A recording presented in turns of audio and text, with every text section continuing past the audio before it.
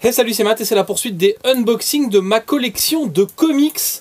On est de retour sur la table parce que bon, être à genoux comme la semaine dernière c'était un peu pourri.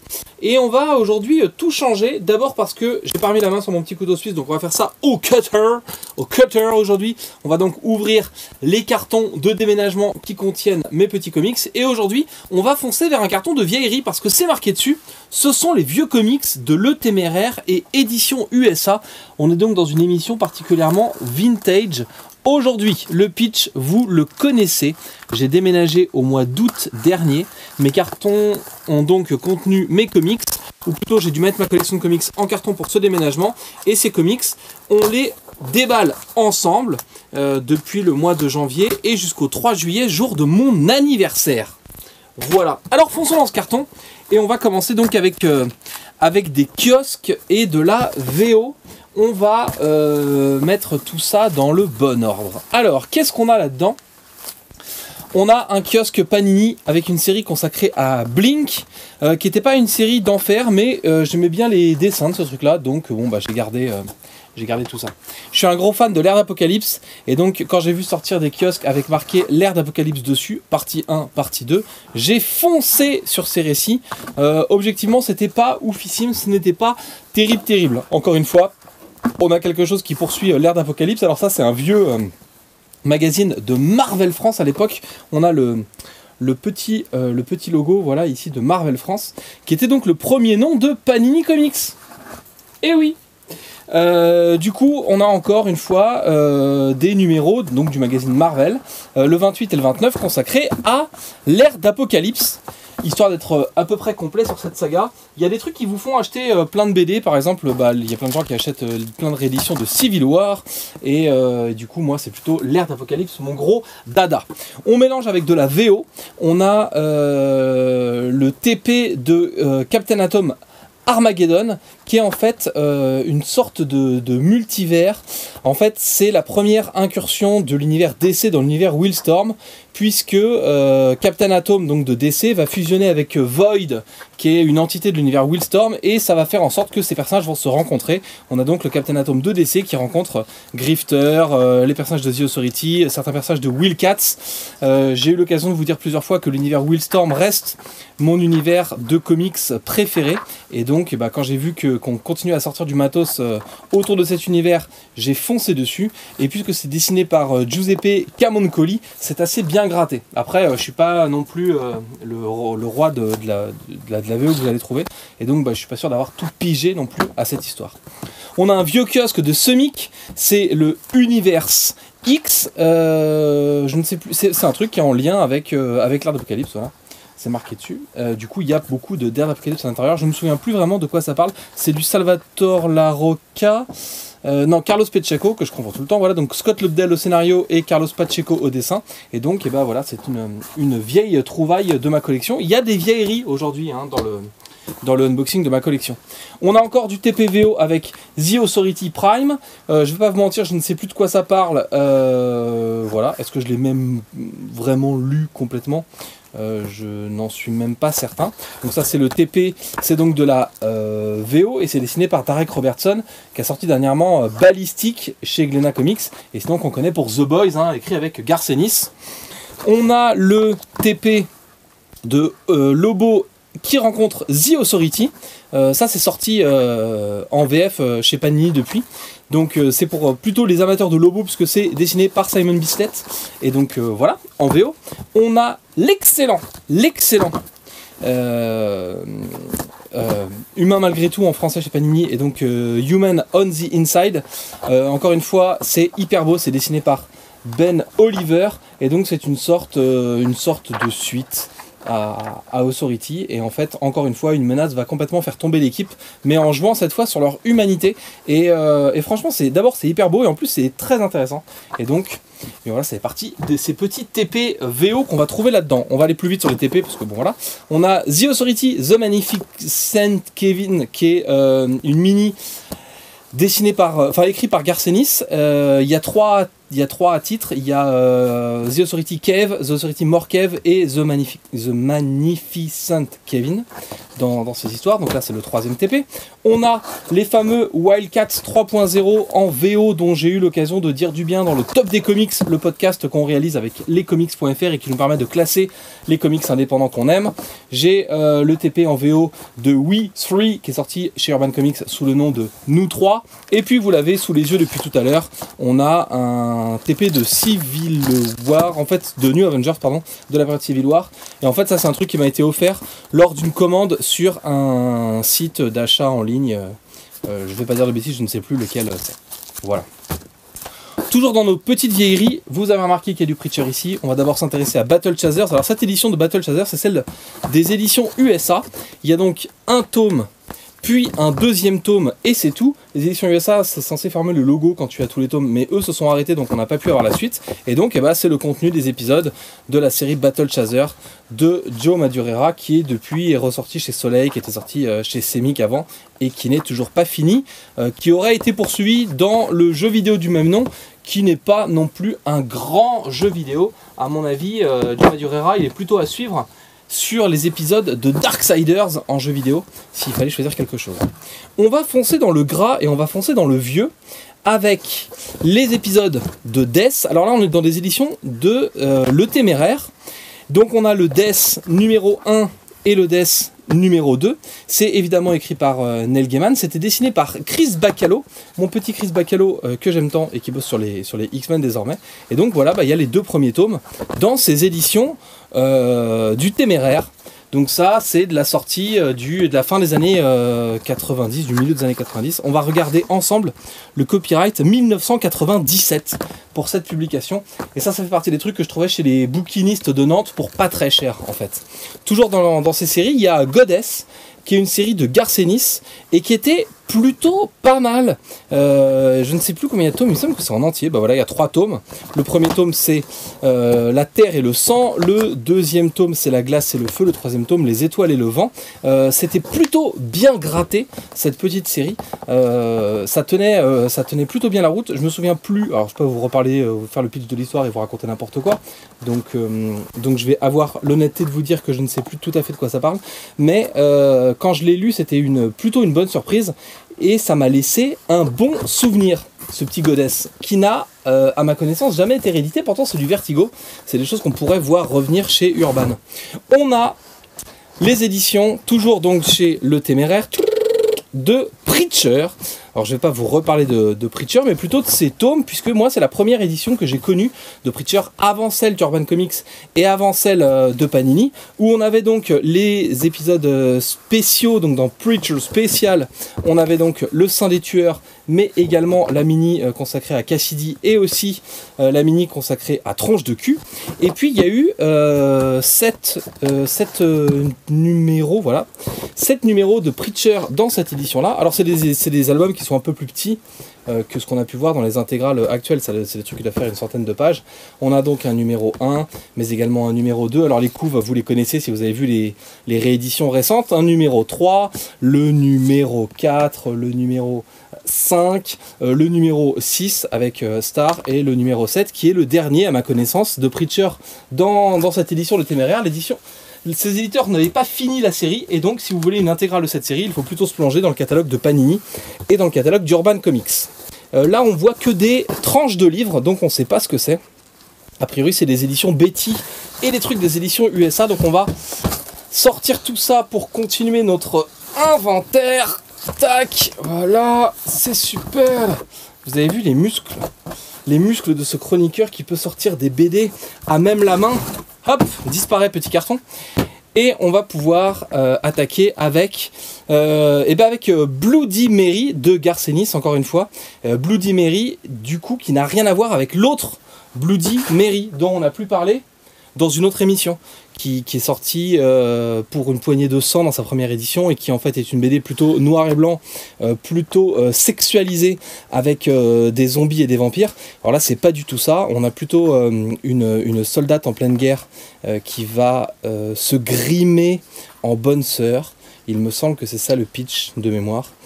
Peut-être pas, mais en tout cas vous me pardonnerez. Tout ça pour vous dire que Bloody Mary c'était sorti à l'époque aux éditions du Téméraire. Et ensuite on file chez les éditions Betty, qui en fait à l'époque produisaient des BD en couverture rigide, à l'époque où c'était pas vraiment la mode et pas vraiment la norme. C'est-à-dire que soit vous aviez des kiosques en souple, et si vous vouliez des trucs en couverture rigide, et ben il fallait plutôt chercher les rééditions dans cette collection.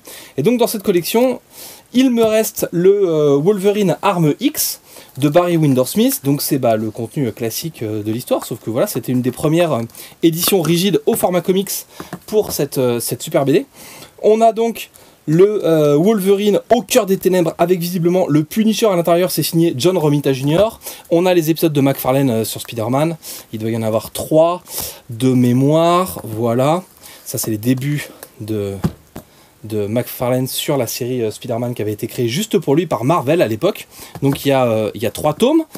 On a aussi le Frère Ennemi qui cette fois est dessiné par John Romita Jr. que j'aime un petit peu moins, et toujours dans du McFarlane on a les premiers épisodes de Spawn, le numéro 1 de ces éditions Betty, donc toujours en couverture rigide, le numéro 2 de ces éditions et le numéro 3.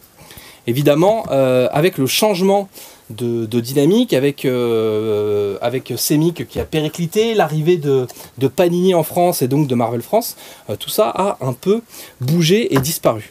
Il y avait une autre collection chez Betty qui s'appelait la collection Mainstream, où du coup c'était plutôt là, à ce moment-là du souple, et ça permettait d'avoir l'intégrale de certaines histoires, comme par exemple le règne du démon, qui est un crossover entre les personnages de Topco, qui est donc une branche de Image Comics, et les personnages de Marvel. Et en fait là-dedans, chaque épisode est l'occasion d'une rencontre entre un personnage Topco et un personnage Marvel. On a par exemple Seablade ici et Ghost Rider. On va du coup avoir du Wolverine à l'intérieur, on va avoir du Witchblade, on va avoir voilà, tous ces personnages. Il y a Elektra visiblement, je ne me souviens pas qu'il y a Elektra là-dedans. Et puis Mephisto. Et du coup voilà, c'est typiquement un crossover des années 90 qui permettait de découvrir 2 univers et qui est sympa, hyper bien gratté, mais pas de transcendance que faisait Topco à l'époque. Et puis on a l'Odyssée cosmique de Jim Starlin et Mike Mignola. Toujours dans cette collection. Alors là c'est un truc un peu bâtard parce que du coup c'est pas du mainstream mais c'est de la couverture souple. Va comprendre toi les éditions Betty. Ensuite pour poursuivre on a un petit Delcourt qui était la première édition que j'ai connue de Miracleman avant que ça ressorte il y a quelques années chez Panini Comics. On a, c'est tout mélangé mes trucs, édition USA, toujours Mike Mignola. Appelez-moi Jack, donc c'est Batman contre Jack l'Éventreur dans l'Angleterre victorienne. Waouh, ça n'a pas pris une ride. Les éditions sont hyper bizarres, le papier est une sorte de pellicule sur le papier. C'est assez étrange. On a du Deadman dessiné par Cale Jones que j'aime tout particulièrement. Il doit y avoir 2 ou 3 tomes de cette série. J'adore le style de Cale Jones, il a fait du Batman aussi à l'époque, il a fait du Alien, c'est typique années 90, c'est lui qui a fait Batman Dracula. Donc il y a le premier tome de cette série, mais également le 2e tome. On a le Frank Miller, un truc qui s'appelle Jeu d'enfant, donc qui est le crossover entre Daredevil et le Punisher. On va accélérer un petit peu. On revient chez Betty. Donc avec un truc rigide, c'est le Jungle Saga qui met en scène Wolverine et qui est dessiné par Mike Mignola. On a Batman la proie. Du coup c'est encore une collection différente. C'est quel éditeur? C'est édition USA. Du coup là c'est du souple et c'est de la très bonne qualité puisque la reliure se détache des livres avec joie et finesse. On revient chez Betty puisqu'on a le Possession, le petit Wolverine dessiné par Alan Davis, que j'aime tout particulièrement, écrit aussi par Alan Davis, de mémoire. On a le Batman année 1 tel qu'il était présenté par Delcourt à l'époque, mais aussi le Martha Washington sauve le monde de Frank Miller et Dave Gibbons. Martha Washington, j'ai jamais pris le temps de creuser, ça me paraissait compliqué, il me semble qu'il y a plusieurs trucs en édition et tout machin, mais il faudrait que je creuse puisque a priori ça a été réédité proprement par Delcourt dans ces années-là. Histoire de compléter, voilà, pendant que mon téléphone sonne, histoire de compléter un peu tous ces trucs là, on a le Strike Force de Ungle Comics. Ça c'est un truc que j'ai trouvé pareil pas cher chez un bouquiniste parce que ça fait partie de ces séries Image que tu achètes principalement parce que c'est bien dessiné et que c'est joli, mais c'est typique des trucs un peu débiles des années 90. C'est une extension de Cyberforce de mémoire. Cette histoire-là, on a le Dracula adapté du film et dessiné par Mike Mignola. Il est sous plastoc parce que, encore une fois, le truc se détache de la reliure se détache du contenu. On a le Marvels de Alex Ross et Kurt Busiek. Il y a 2 volumes pour l'intégralité de cette histoire. À l'époque où c'était sorti chez Le Téméraire, encore une fois, et ça c'est formidable. Ça c'est les débuts de l'univers Marvel, mais vu à travers les yeux d'un homme de la rue, d'un photographe, donc qui va découvrir pour la première fois la Torche Humaine, l'arrivée de Captain America, des Fantastiques, des X-Men. Il y a les vrais parallèles entre l'arrivée de la mutanité dans l'univers Marvel et le racisme sont là. Et franchement c'est du Alex Ross, donc c'est hyper bien dessiné et c'est très intéressant. On a aussi les débuts des rééditions de Darkness. Alors là, du coup, c'est des volumes un peu plus conséquents, sortis chez Édition USA. Ça s'est complètement arrêté. Et du coup, ça a repris chez Delcourt, qui a sorti 5 volumes pour les rééditions de Darkness. Et il y a enfin le coffret qui contient, alors le coffret numéro 1, qui contient les 6 premiers bouquins de Wildcats, réédité par Édition USA. Alors qu'est-ce qu'il y a là-dedans? Et ben, il y a simplement les épisodes de la série dans un format qui est un peu plus luxe et un peu plus prestige que ce que proposaient les kiosques de Semic à l'époque. Et voilà, il y a 6 numéros qui ont été publiés pour Wildcats, pour Cyberforce et pour Gen 13. Donc numéro 1, numéro 2, est-ce qu'ils sont dans l'ordre avant que je fasse l'inventaire? Oui. Numéro 3 de cette série, donc c'est le crossover Killer Instinct avec Cyberforce. Le numéro 4, le numéro 5 et le numéro 6. Ça fait partie des trucs, encore une fois, que j'arrivais à dénicher pour pas très cher chez des libraires d'occasion. Et ça, eh ben, ça faisait plutôt bien mes affaires. On va enchaîner avec un deuxième carton sans trop tarder, car j'ai peur que cette émission soit très longue. Très longue. C'est donc reparti pour l'ouverture de ce carton de comics. Tac, nous nous attaquons à l'ouverture de ce truc-là et on va pouvoir normalement trouver des trucs à l'intérieur un peu plus récents d'après la marque du carton. Ça fait partie des dernières choses que j'ai emballées avant le déménagement, exactement. On a donc plutôt du Urban Comics. Ça sent bon le Batman, ce carton. On a la splendeur du pingouin. On va aller un peu plus vite puisque c'est des titres sortis récemment.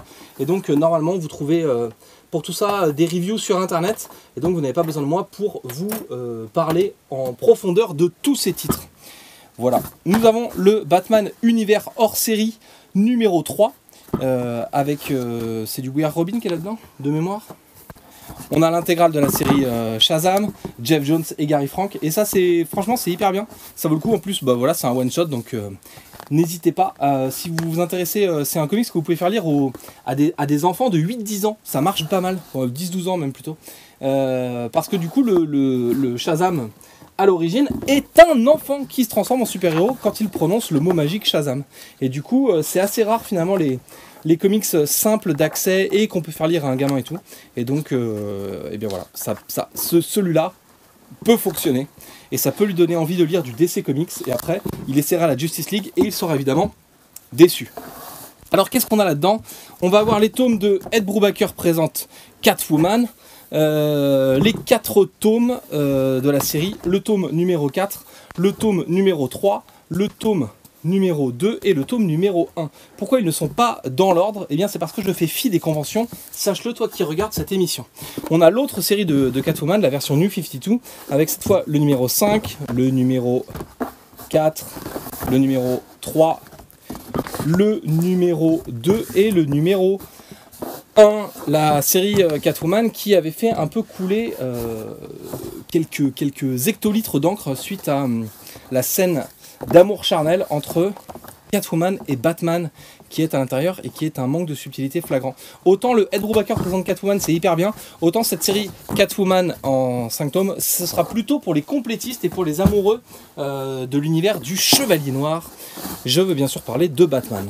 On a là-dedans les tomes de la série Batman et Robin, tome numéro 5, tome numéro 4, ils sont à l'envers, t'as compris le concept maintenant, tome numéro 3, tome numéro 2 et tome numéro 1. Batman et Robin, c'est hyper bien comme série. par rapport aux séries Batman du New 52. Ça, voilà, c'est hyper intéressant. C'est en plus hyper bien écrit. Il faut se faire au dessin. J'ai eu un peu de mal moi avec les dessins au début, mais une fois qu'on est dans l'ambiance, ça passe tout seul. Et puis on a le run de Brian Azzarello sur Wonder Woman avec, allez, je te la fais à l'envers, le numéro 1, le numéro 2, le numéro 3. Du coup, c'est l'histoire des dieux et du panthéon grec vu par Brian Azzarello. Et donc, si vous voulez voir les dieux se taper une bonne mousse dans un bar, c'est là-dedans que vous allez pouvoir trouver tout ça. Les numéros 5 et les numéros 6 viennent d'apparaître sur votre écran. Franchement, c'est hyper bien. Ça respecte pas du tout ces histoires de mythologie de Wonder Woman, mais c'est une vraie vision d'auteur très urbaine, très polar de ces dieux grecs, et c'est l'histoire d'une coucherie de Zeus qui, encore une fois, est allé voir ailleurs. Ça a mal tourné, il a eu un enfant qui est promis à la destruction du Panthéon. Et du coup, les dieux se mettent à sa recherche pour essayer de mettre la main dessus, parce qu'ils n'ont pas du tout envie que leur demi-frère bouscule complètement leur hégémonie.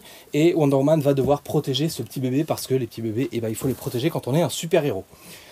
Qu'est-ce qu'on a là-dedans? La nouvelle aube de Batman. Il t'aura pas échappé que j'ai vidé le carton pendant que je parlais. La nouvelle aube, sortie donc chez Urban Comics. On a les 4 tomes de Batman Eternal. Ce sera plutôt un truc de complétiste et pas vraiment quelque chose que je vais vous conseiller. C'était plutôt pour c'est quelque chose qui est sorti pour l'anniversaire de Batman aux États-Unis. C'était une série. Voilà. C'était une série hebdo en fait, qui était pilotée par Snyder et écrite par plein d'artistes qui fonctionnaient ensemble et qui devait revisiter complètement le panthéon du Chevalier Noir. Je te propose qu'on n'en parle pas plus longtemps, ça ne le mérite pas vraiment. On a les 3 tomes de Paul Dini présente Batman, qui cette fois vont être dans l'ordre. Il y a en plus du Dustin Nguyen, notamment dans celui-là. Il y a une série qui s'appelle Le Cœur de Silence, qui est la suite de Batman Silence de Jim Lee et Jeff Lubb. Et du coup, ça vaut le coup, ce Paul Dini présente Batman. Paul Dini, en plus, c'est juste le scénariste de la série animée Batman que tu as regardé quand tu étais petit. Et on a les tomes de Grant Morrison présente Batman, tome 8, tome 7, tome 6. Évidemment, le tome 5, le retour de Batman, parce que sinon il n'y a plus d'histoire. Le tome 4 qui est peut-être le plus spé de tous, puisqu'il contient plein d'aventures vintage de Batman. Parce qu'en fait, c'est là-dedans qu'on t'explique que Batman avait un plan de secours pour les moments où sa vie et ses aventures pétaient les plombs. Et vraiment, dans les années 70, on a fait faire n'importe quoi, même années 60, pardon, on a fait faire n'importe quoi aux héros. Et donc, du coup, Grant Morrison s'appuie là-dessus. Et à la fin de l'histoire, du coup, au milieu de ce tome, Batman se replonge dans de vieilles aventures à lui en lisant le dossier noir de ses aventures. Et le dossier noir, donc, c'est ces épisodes un peu inclassables qu'on retrouve en bonus dans le tome 4, publié par Urban Comics. Le numéro 3 des Grant Morrison présente Batman, le numéro 2 et le numéro 1, et même le numéro 0, pardon. Voilà, comme ça c'est fait. Grant Morrison présente Batman, c'est hyper compliqué. Tu comprendras pas tout du premier coup. Il faudra forcément le relire, c'est très dense, il y a beaucoup de références à l'univers du Chevalier Noir. Mais c'est hyper riche et hyper bien fait. Et c'est un des meilleurs runs qu'on pourra lire sur Batman. Avec, à mon avis, là le Paul Dini, ça fait quand même un bon duo. Pouf, voilà. Et ben voilà, on a fait nos 2 cartons. Il va être temps d'arrêter de parler tout seul face à sa caméra et vous donner rendez-vous la semaine prochaine, même jour, même heure, même chaîne YouTube pour le prochain épisode des unboxings de ma collection. Je m'appelle Matt et je vous invite à commenter cette émission, cette vidéo, et puis bien sûr à la partager sur les réseaux sociaux pour faire connaître les aventures du mec farfelu qui parle tout seul à ses cartons vides dans sa piole. Bref. À la semaine prochaine, n'hésitez pas à me dire en commentaire si vous avez lu ces bouquins, si vous avez aimé ces bouquins, si vous êtes d'accord ou pas d'accord avec moi sur les commentaires, si cette émission vous a fait acheter des livres, ça m'intéresse. Et nous, on se donne rendez-vous, même jour, même heure, même chaîne YouTube, je l'ai déjà dit, mais ça me fait plaisir.